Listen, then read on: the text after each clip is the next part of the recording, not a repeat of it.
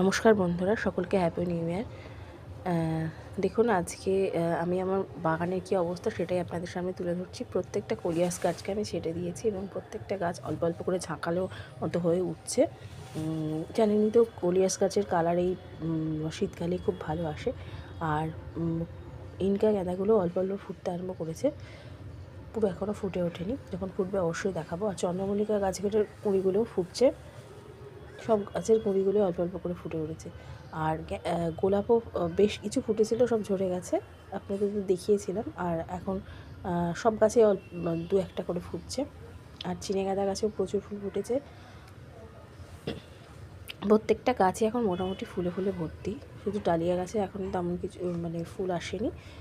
আর এই হলুদ গাঁদাটাও দেখুন পুরো গাছ ভর্তি হয়ে গেছে ফুলে। রক্তগাঁদার কুঁড়িগুলো ফুটে উঠেছে। এদিকে পনসেটিয়া গাছটাও বেশ সুন্দর লাগছে। পনসেটিয়া তো আপনাদের দেখিয়েছিলাম। প্রত্যেকটা গাছই এখন মোটামুটি ফুলে ফুলে ভর্তি। এবং আরও যখন অনেক বেশি ফুল ফুটবে তখন অবশ্য করে আপনাদের সামনে নিয়ে আসবো। যদি আমার ভিডিওগুলি ভালো লাগে তাহলে অবশ্য করে আমার চ্যানেলটিকে সাবস্ক্রাইব করে আমার পাশে থাকবেন। আর ভগবানের কাছে প্রার্থনা করি সারা বছর সকলের খুব ভালো কাটুক। আর আপনারাও আমার পাশে থাকুন, আমাকে কমেন্ট করে জানান কেমন লাগছে আমার ভিডিওগুলি।